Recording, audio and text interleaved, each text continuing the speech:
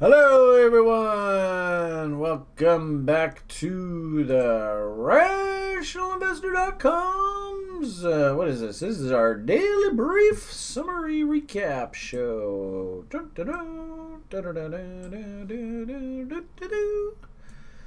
Oh man, what a crazy market! I suppose we've got FOMC today. So, past couple days. In fact, I strapped on a couple cryptos, and then I was reminded by our community that I literally went and bought those positions right ahead of an FOMC event.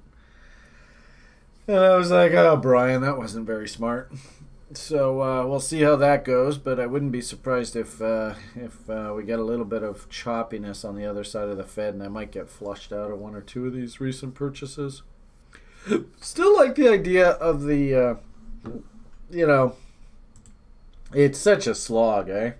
Sell in May and walk away. Again, remember my references to my birthday, May 11th. How the market loves to top out through that. So, ironically enough, the seasonal correction has been pretty par for the course. And unfortunately, we got a couple things that we got to get through. We got this FOMC meeting today. There's Mr. Biden's running around Europe there trying to act all statesman-like, and I think he's meeting with Mr. Putin right now. So, as long as nobody says anything stupid, we should be able to get through all that okay. And we've got a big options expiry, quadruple witching coming up here on Friday. That's probably got most of the market's attention right now. And like I said, ideally they probably just want to Biden, don't say anything stupid. Once we get on the other side of that, then we're going to be into sort of quarter end position squaring, so we'll probably want to go back and look at things like the first 2 week study and see who outperformed that. Are they underperforming? So then do we need to see some portfolio adjustments to bring the market back in line with those first 2 week studies? That's probably not a bad idea.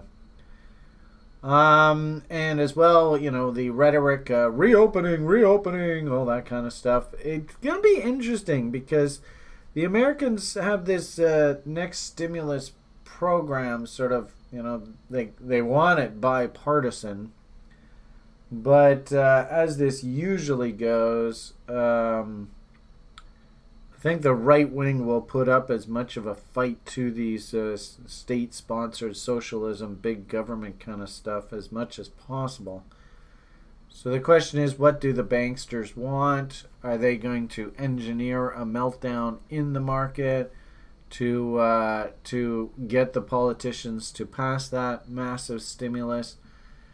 On balance, my knee-jerk reaction is yes, that's exactly what's going to happen. Which sucks because it means that the market's still kind of vulnerable here over the next couple of weeks. And of course, like crypto and stuff like that. Actually, Kevin did the broadcast today for the good people on the site because we do a stock picking club Tuesday evenings, and he comes on and sort of goes through all the findings and stuff that we had from that stock picking club.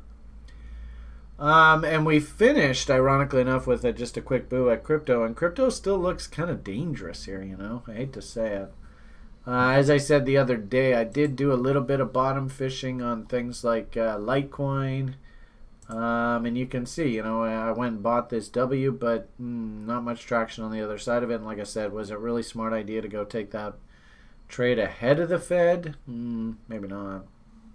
Then if you look at something like Bitcoin itself, the problem here, and Kevin just mentioned this before we got the video going, and frankly speaking, I think he's right. The major problem here is this is horrible trade location right here. We're in fucking no man's land. And our reload zones, well, they're all the way down here. Could we have another week or two of, polite FU, especially if you look at this on like a logarithmic scale? You can see, all this action up here, relatively speaking, is kind of small, but here's where the real action is. Reload zones. I don't know, man. it's a little dangerous still. I mean, this isn't no-brainer easy. We're going to go, just pick money off the floor. It's just sitting there, just waiting to go get it. Could we have a nice little sort of bullish resolution through this, back up against the top end of the range here? Absolutely. I mean, like I said, I went and bought the W's. The W's technically are working. But I'll tell you, man, I'm sweating a little bit here right now. And, if we start failing here, I'll just walk away from this trade. No, I'm not in love with any of this shit. So that's kind of market state it is. We had some interesting scenarios and stuff in stock market land, SPACs and stuff that we're following. Did do a little bit of buying in one SPAC name today, but I don't really see any massive buy signal. It's more just like, fishing against the bottom end of ranges. U.S. dollar index, again, if we think that, the politicians are well served to bring this stock market down, you can kind of see a potential 3-bar fractal up top here. So we'll see how this acts. Obviously, well, not obviously, but we have a rule. Do not trust the first hour following a Fed announcement. So we have a Fed announcement coming up here in about 40 minutes.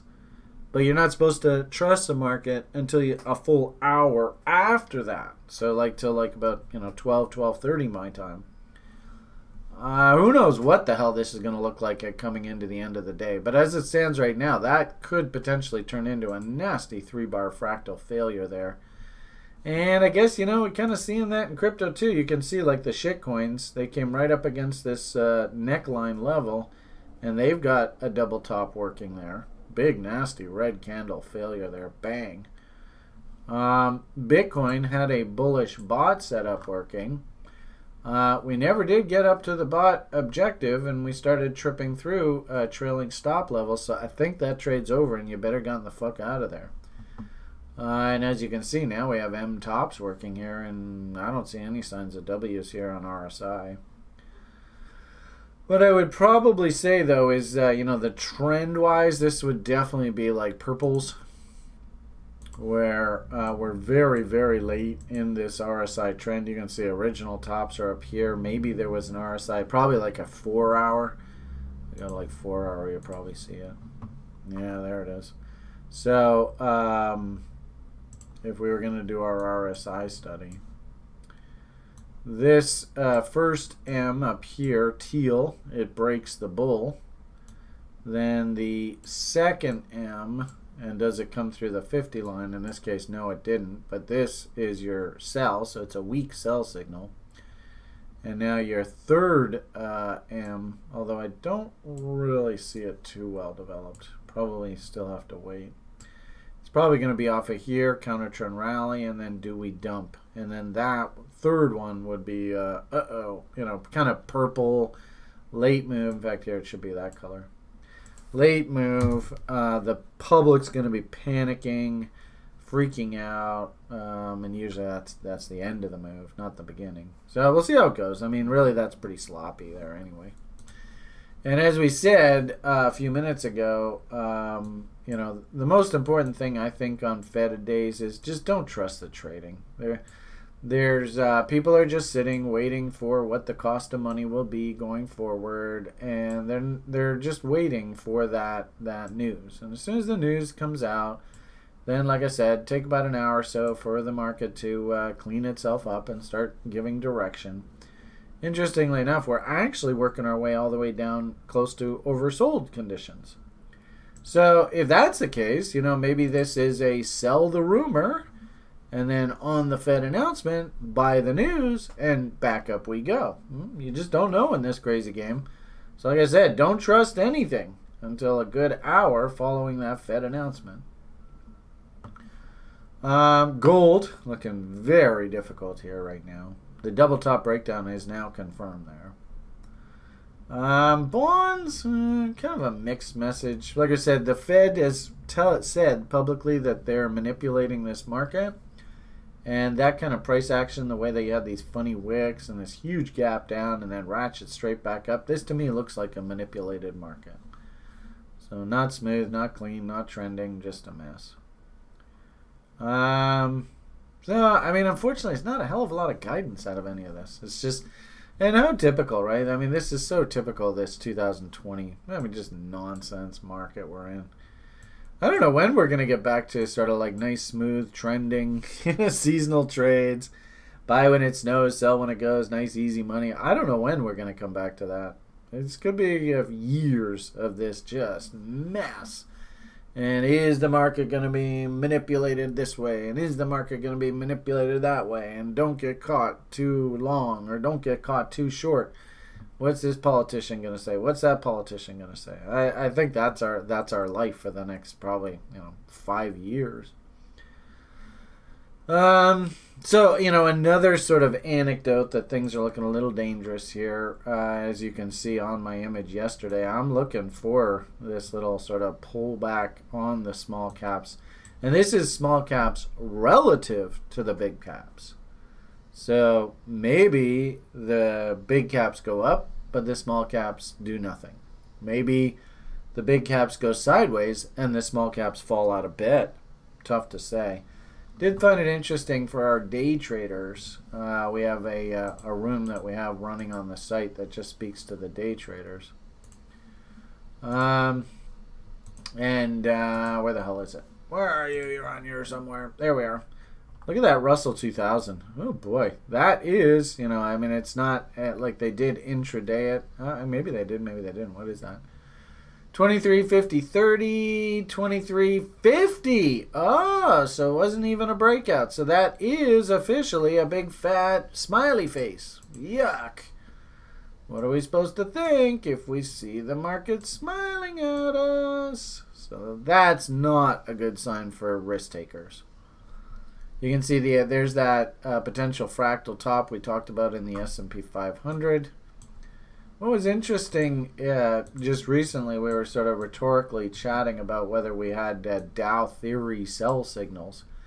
But the weird thing is the Dow never went to new highs here recently. It's interesting how the S&Ps did. NASDAQ did.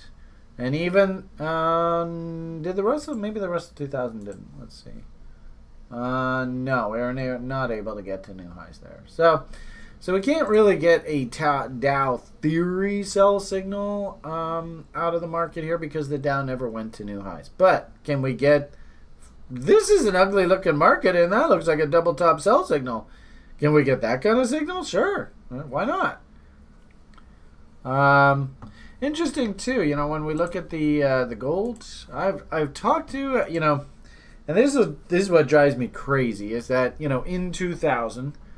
Brian and his crazy 17.5-year fear greed cycle, I was like, gotta be bullish of commodities, gotta be bearish of growth, gotta be bearish of the U.S. dollar, gotta be bullish of hard assets. Well, hate to say it, folks, this is the exact opposite end of the cycle. So now I have to be bullish of the U.S. dollar, and everybody, of course, hates that. I have to be bearish of things like the euro. I have to be bearish of things like gold. Technically, I should be bearish of crude oil. And, this is the hardest part of this goddamn fucking con job is that, on balance, if everything was just left alone, well, ironically enough, there is the crude market. This is on a split adjusted basis, or, M2 adjusted. So theoretically, and of course you got this nonsense with the last year's price action. We maybe look at this second contract out. I think that gets rid of that nonsense. Yeah, there you go. Ironically enough, that's actually a bearish chart. We're actually just now rallying back into resistance, right? What are we supposed to think if we see the market smiling at you? So, ironically enough, we're just now coming back up into against old highs. Down here, I was like, I hate oil, man. Never want to buy this shit again, man. That cycle's over. And you're going, well, Brian, you're an idiot. Look at that. But in a weird sort of way, the message really hasn't changed. And ironically enough, good old reload zones. You've probably been watching Brian talk about this for a while. Well, all we've done was just hit Mountain Man. How ironic.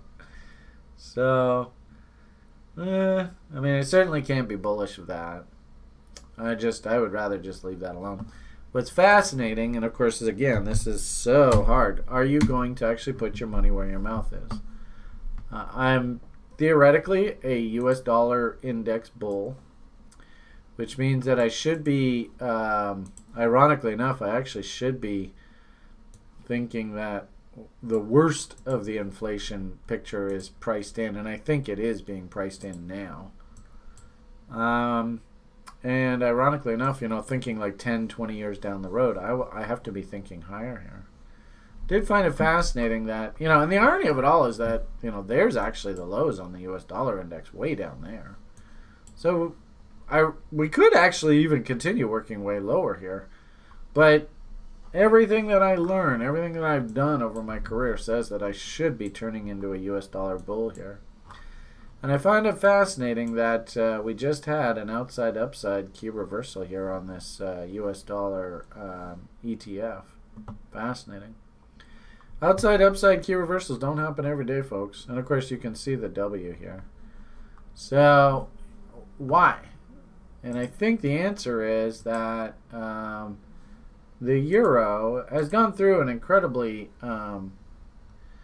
how do we say it? I mean, it's weird because theoretically the euro should have been strong through this whole 20-year cycle, and I think the Germans, they kind of took advantage of this.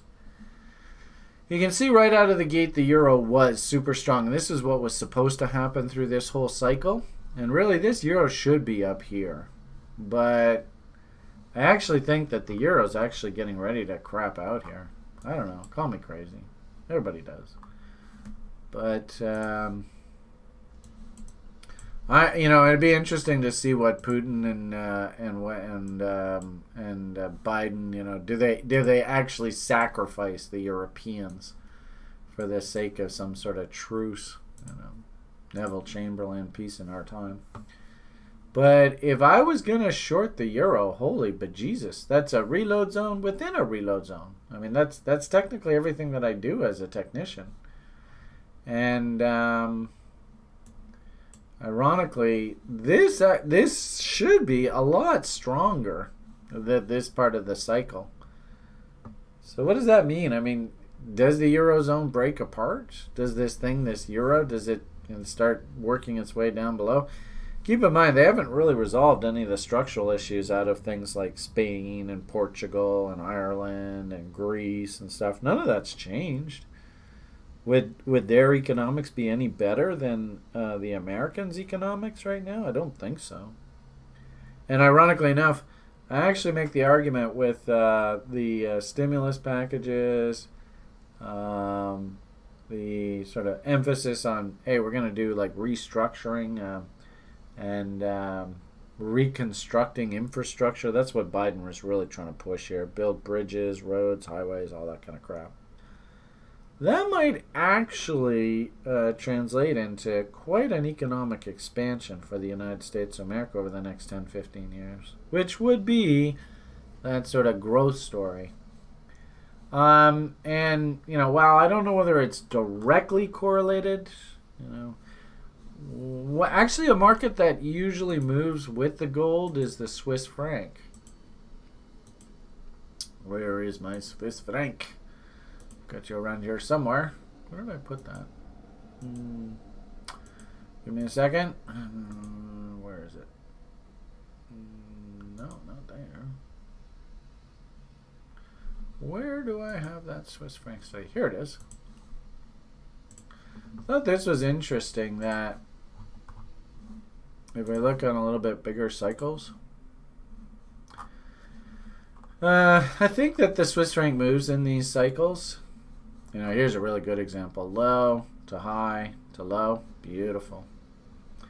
So we had a rally cycle up here. I got a funny feeling this has actually gone a little too far, too fast, and we really should be looking for a down cycle here, which would be sort of that supportive of gold is kind of topping out, US dollars bottoming out, euros topping out.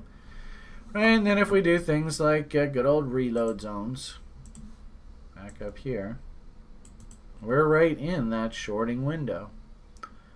So I think I've said repeatedly, I believe that the interest rate market has turned. and I believe that the nonsense that's going on in my country right now, based on the fact that money doesn't cost anything, I think this is going to come back and bite all these people really hard in the ass.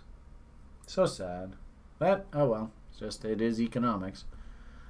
I mean, we have an old expression, right? If you see the market smiling at you, you ought to respect that.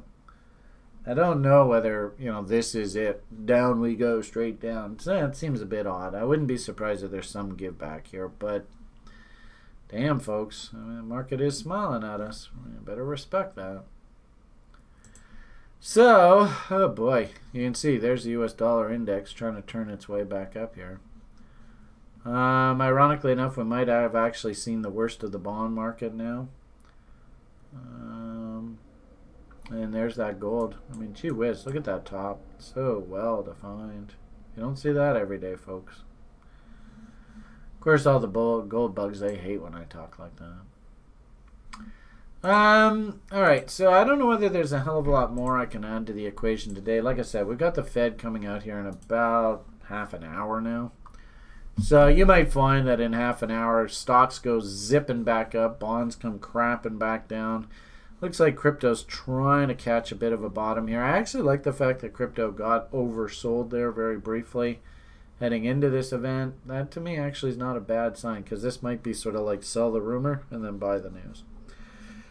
Haven't been stopped out on my recent purchases on crypto. Have been doing a little bit of bottom fishing, just sort of probing. But often, you've heard me say this before, Brian's usually right, and I got a good feeling we're pretty darn close to some sort of pivot here, heading into the summer silly season. But unfortunately, Brian is usually a bit early. It's almost the hallmark of my life. So if it takes maybe 2, maybe even 3 attempts at picking bottoms here, to try and get ourselves into a half-decent position heading into the summer silly season on a lot of these alts and junior stocks, don't be surprised. That wouldn't surprise me one bit. I might have to publicly come out and say, hey, I got stopped out on my bottom fishes here. Maybe that'll get rid of that sort of, hey, this guy walks on water, because that stuff's bullshit. You are going to lose money in this game if you are a trader. You have no choice. I mean, you're going to win, you're going to lose, you're going to win, you're going to lose. Ideally, you'd like your average winner to be bigger than your average loser. And ideally, you'd like to see that, when you do make a correct sort of call in the marketplace, that you get paid, commiserately. I like to use that 2-to-1 ratio as a starter. There's a setup that I took today. It has a 4-to-1 risk reward. So I'm happy taking those kind of setups anywhere between 2-to-1 and 4 or 5-to-1. If I'm wrong, 30, 40% of the time, so what? I don't care. But that's my approach to the market. Might not work for you. It works for my personality. And just slow and steady wins a race, right? We just live with the market state. So, all right, we'll take tomorrow off. Tomorrow is baby powder report. So if you want to come on the site and get to know one of our principals, Julian, and how he looks at the market, very different than Brian's approach. But hey, what the hell? A million different ways to skin this cat in this business. It's a bit of a different approach, so maybe pop on the site for a 30-day trial, get to know Julian a little bit better for that, and I guess I'll see you all here back. We'll do the actually, we've got the cryptocurrency top 100. That was kind of a fun little show we did past couple Wednesdays. So let's see if we can try and do another one of those tonight. So that'll be fun. And I've got my co-hosts, Nick, Derek, and Ben. Although I think Ben's going to be MIA tonight. But anyway. All right. Well, rant. I don't know whether you got any value out of that at all. I'll give you something I did buy. You can buy it. You don't have to buy it. I couldn't give a shit if you do or not. But if you're like, well, at least tell me something that you did in the market today, Brian, and then that way I can take a look at it and decide whether I want to be a part of that or not. I went and bought, what did I buy today? I did a little bottom fish on a, what the hell was it that I bought? Actually, I even bought it for TRI, didn't I? It was a SPAC. We had a gentleman come on this site, and I like to do this, have like site members come on, do some research, and then do a presentation for the group. And Peter did a great presentation on SPACs the other day. He told us a little bit about this one, TBGY, TBG Pace Beneficial Finance Corp. Again, I couldn't give a shit whether you buy this or not. I don't care. But I did go and buy some today. So, yeah, there you go. And if this thing craps out and goes to zero, it's your money if you decide to participate with me. No guarantees from the management whatsoever. But, hey, what the hell? Might as well tell you I did something today, and there you go. That's something I bought. So, all right, everybody. Have yourselves a great rest of your day. PMA for the win. Let's see what the Fed does to us this afternoon. Don't trust the market for 1 full hour following the Fed announcement. That's religion, people. And, of course, maybe we'll see you here tonight for that Crypto Top 100 list review. All right. Have yourselves a great day. PMA for the win. All the best. And bye for now.